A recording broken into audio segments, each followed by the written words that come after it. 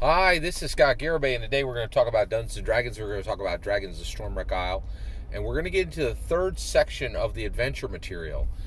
In my humble opinion, Dragons of Stormwreck Isle contains a secret adventure in the art, but not in the text.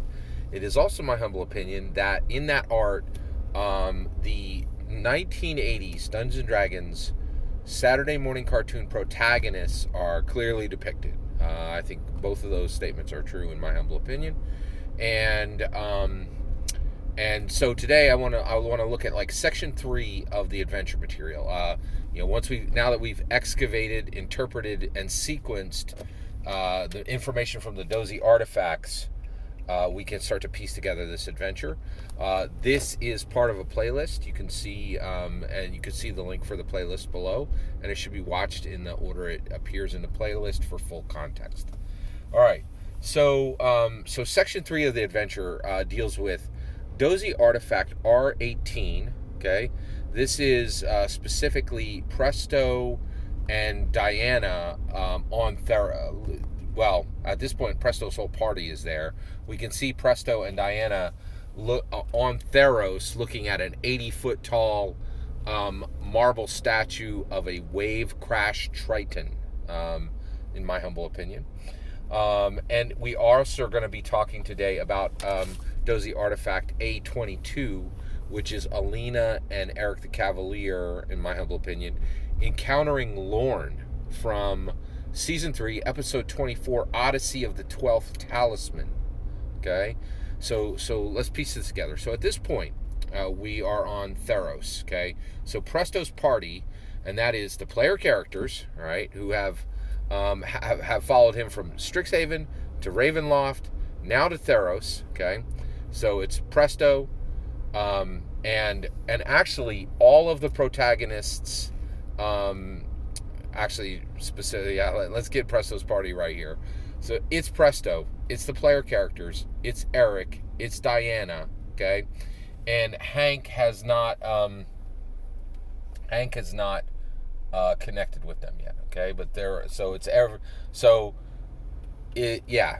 and then at that point they are on Theros, okay, and they're standing in front of this 80-foot tall marble statue of a wave-crashed Triton, right? Now, why are they here?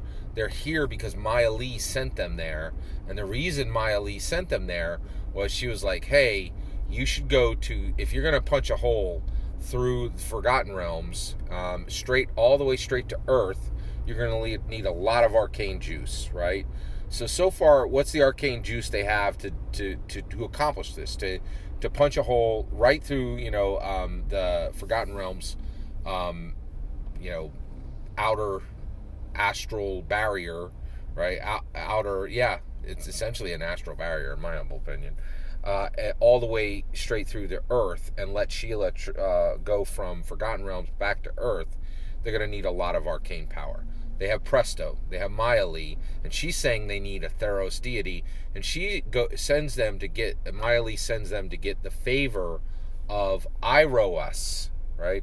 Now, he is a Theros deity, and he is the god of victory, okay?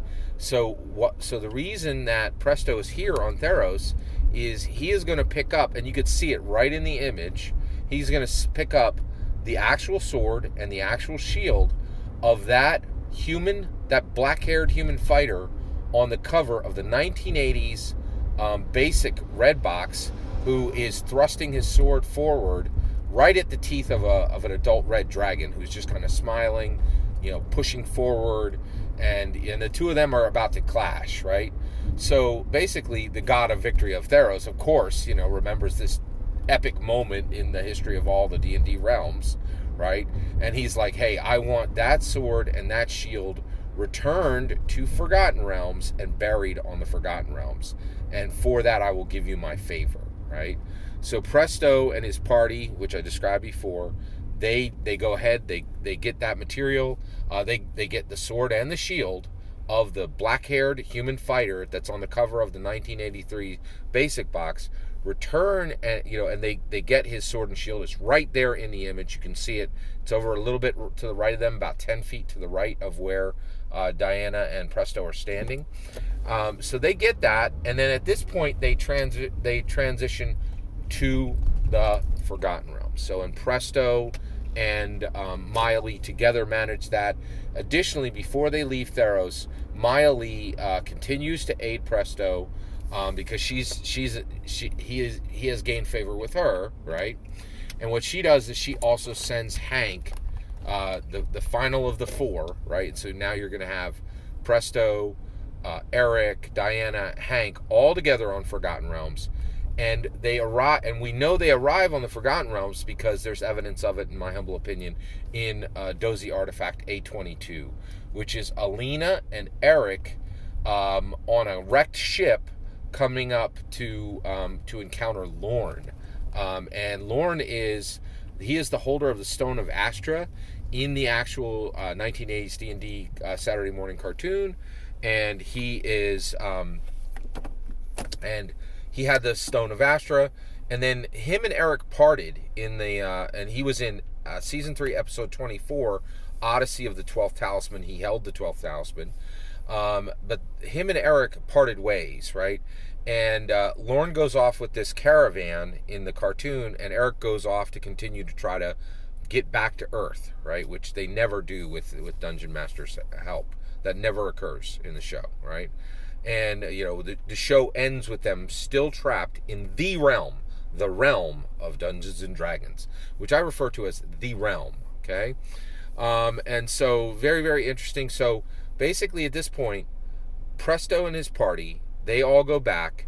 Alina and at this point, they take that sword and shield that we just discussed, which was from the black-haired fighter, and they bury it on the Forgotten Realms, now gaining favor with Iros, who celebrates victory. And I think, he was celebrating the victory of that black-haired human fighter over that red dragon. It's one of the greatest victories in all of Dungeons and Dragons. So Iros would be would be connected to that history and want that sword and shield to be returned to its correct place, right? And he'd be aware of it because it was on Theros.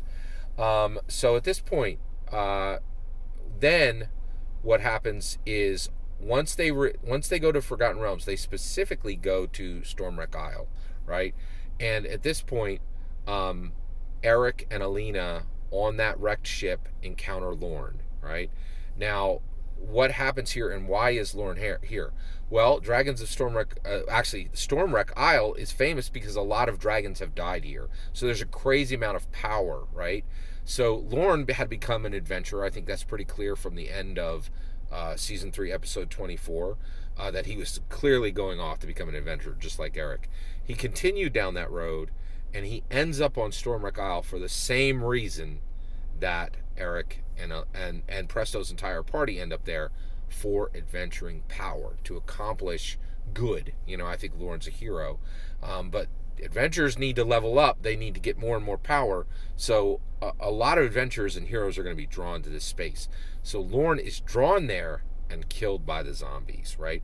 And one of the reasons why is, unlike Eric and Presto and the entire party, he's on his own. And so there's one last scene between I think in the secret adventure, Eric has one last scene with Lorn, and kind of they trade some insults. That's how they interacted, and then Lorn passes, and this is a deeply emotional aspect for Eric. The player characters are here and they have an interaction aspect to help Eric overcome his fear from seeing Lorn's death and his sadness from seeing Lorn's death, to continue to carry on and help Presto and get the job done for Sheila. Finally, something that Dungeon Master failed again and again and again to do. That's what's in R18 and A22. That's the third section of the secret adventure, in my humble opinion. What do you think? I'd love to hear your thoughts. Let me know in the comments below. Please consider liking. All that's my opinion. I'd love to hear yours. Let me know in the comments below. Please consider liking and subscribing, and have a wonderful millennium.